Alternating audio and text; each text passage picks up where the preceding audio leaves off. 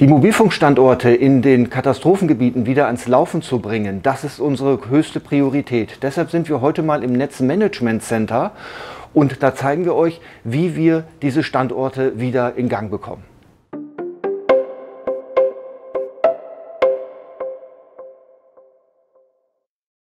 Bei mir ist der Oliver Christ. Oliver, was ist deine Aufgabe?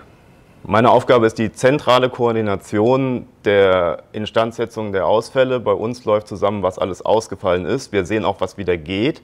Und wir versuchen, die Kollegen draußen so einzusetzen, dass die nicht auf gut Glück irgendwo hinfahren, sondern gezielt dahin fahren, wo aktuell Ausfälle sind und wo wir auch Möglichkeiten sehen, die zu reparieren. Das ziehen wir jetzt seit Donnerstagnacht um 3 Uhr, koordinieren wir das. Ich war von Anfang an dabei und versuche die ganze Zeit lang komplett den Überblick zu behalten, was ist wieder in Ordnung, was ist noch defekt und was können wir wo machen.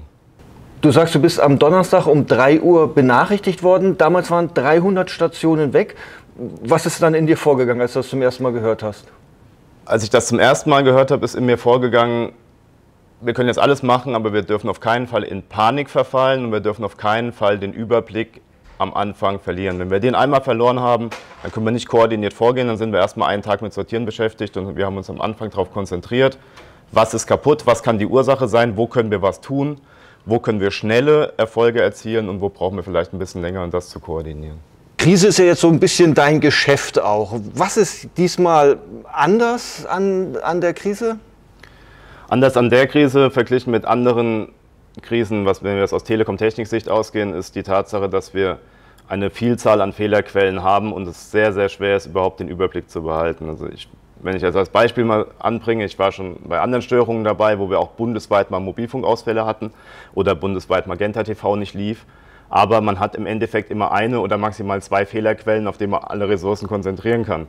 Jetzt haben wir ja eine Vielzahl an Fehlerquellen. Wir müssen jeden einzelnen Standort anfahren, gucken, hat der noch Strom, ist der komplett defekt, ist vielleicht nur die Leitung ausgefallen, ist nur der Strom ausgefallen. Das mal 133 bei den Standorten, die wir Freitagmittag, nachdem wir unsere Vermittlungsstellen wieder am Netz hatten, am Donnerstag immer noch nicht erreicht haben. Die Anzahl der potenziellen Fehlerpunkte ist einfach um ein Vielfaches höher als bei allen anderen Großstörungen, die ich bis jetzt hatte. Ich habe sowas noch nicht erlebt. 300 Stationen waren am Anfang weg, relativ schnell, innerhalb von 48 Stunden waren 160 wieder da, spricht also für eine ganz gute Koordination. Was war denn da das Problem oder wie war es möglich, die so schnell wieder ans Netz zu kriegen? Das Problem war, dass unsere ganzen Mobilfunkstandorte ja auch irgendwo angebunden sein müssen. Man kann ja nicht einfach einen Standort in die Luft stellen, einen Knopf drücken und dann funkt der funkt dann schon, aber der Traffic geht ja nicht weg. Und wir hatten 5 Vermittlungsstellen komplett verloren, Gerolstein, Bad Neuenahr, Altenahr, Euskirchen und Prüm, die waren komplett weg. Das heißt, alles, was daran angebunden war, egal ob Richtfunk oder nicht, war aus. Deshalb haben wir am Donnerstag uns erstmal voll darauf konzentriert, diese Vermittlungsstellen wieder irgendwie ans Laufen zu bekommen, damit alle Standorte, die noch Strom haben, was wir ja in dem Moment auch nicht gesehen haben, und eine funktionierende Leitung wieder gehen. Das war dann erstmal der erste, in Anführungszeichen, Quick-Win, um überhaupt dann nochmal zu selektieren, wo haben wir denn jetzt noch Probleme, abgesehen von den zentralen Knoten. Wie ist denn die aktuelle Situation? Das kann ich dir mal grob hier auf einer Karte zeigen. Ich habe mal ausgedruckt, im Bereich Euskirchen bis Bad Münstereifel sah es ursprünglich mal so aus. Jedes Symbol hier ist ein Mobilfunkstandort von uns und alles, was rot gekennzeichnet ist, ist ausgefallen. Das war der Stand in der Nacht. Der Stand heute ist immer noch nicht ideal, aber deutlich besser. Du siehst jetzt deutlich weniger rot. Wir haben im gesamten Bereich noch 28 Standorte, Stand jetzt, die nicht laufen, die wir noch instand setzen müssen. Der Rest ist wieder in der Luft und wieder verfügbar. Jetzt haben wir Stand heute, 22. Juli, noch 28 Standorte, die fehlen, wo wir das Interview aufzeichnen. Es kommen ja immer wieder neue dazu. Wir hatten jetzt eine schöne Hochlaufkurve gehabt. Sind das aber jetzt dann die Standorte, die besonders schwer wieder ans Netz kommen? Genau, das sind einmal die Standorte, die wirklich besonders schwer wieder ans Netz kommen, weil wir Probleme haben, überhaupt hinzukommen, weil die Leitungen komplett zerstört sind und wir noch DRM-Richtfunk, Disaster Recovery Management, unseren Richtfunk aufbauen müssen. Da sind wir aktuell dabei. Und wir haben uns am Anfang auch darauf konzentriert, das kann ich dir hier nochmal zeigen, erstmal die Standorte, die viel Fläche machen. Sprich, wenn du dir das hier anguckst, das ist ein Richtfunkverteilerstandort, der war komplett isoliert. Und alles rundherum, jeder Kasten ist ein Standort, war auch ausgefallen. Und wir haben uns am Anfang darauf konzentriert, dass wir diese Standorte wieder ans Netz bekommen, um Fläche hinzukriegen, um möglichst vielen Leuten wieder Mobilfunknetz verfügbar zu machen. Dann kriegst du natürlich, wenn der läuft und alles andere drumherum, sieht das natürlich bei den Zahlen schön aus, weil dann sehr viele Standorte wieder dazukommen. Wir setzen jetzt viel Richtfunk ein, um die Stationen auch wieder ans Laufen zu bekommen. Es kommt auch immer wieder die Frage im Netz, ihr habt doch mobile Standorte, warum fahrt ihr die dort nicht einfach hin? Die Frage ist berechtigt. Ich finde, man kann das gut erklären am Beispiel Ahrtal. Generell auch ein mobiler Standort braucht Strom. Wenn wir aktuell das Thema haben, dass wir keinen Strom vor Ort haben und Netzersatzanlagen nicht hinfahren können, bringt uns der mobile Standort eigentlich gar nichts. B, unsere Standorte sind fast alle nicht zerstört. Es fehlt die Leitungsanbindung oder es fehlt der Strom.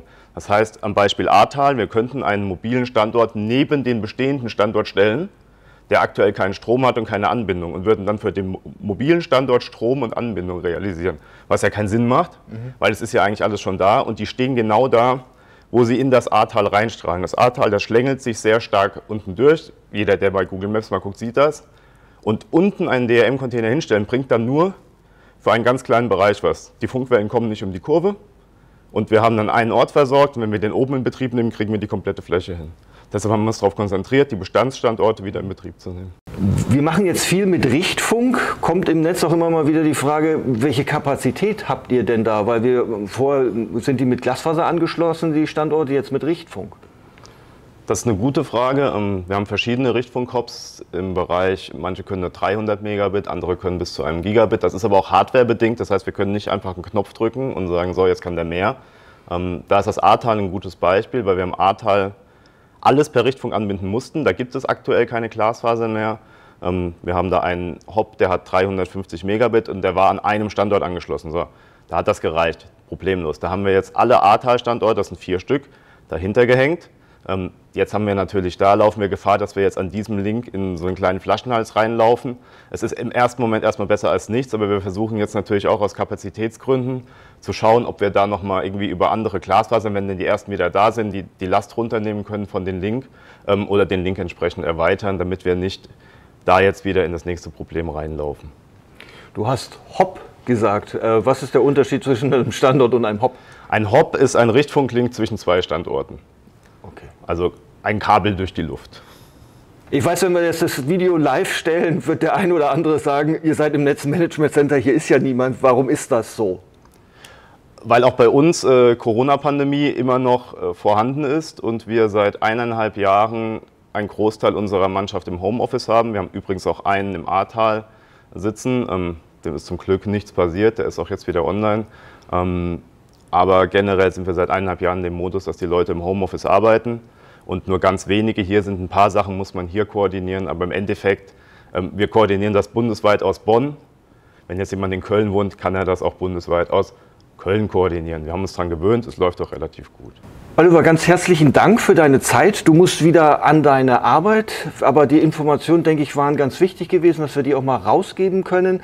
Ganz herzlichen Dank auch nochmal an dich für deinen Einsatz. Du bist ja seit Donnerstag hier pausenlos unterwegs und viel Glück bei der weiteren Arbeit. Danke dir, euch auch und allen anderen draußen natürlich auch weiterhin viel Erfolg, weil die Leute vor Ort, die machen auch einen Riesenjob, egal ob sie von der Telekom sind, vom THW, von allen anderen. Ich kriege da viel mit und das ist absolut Wahnsinn.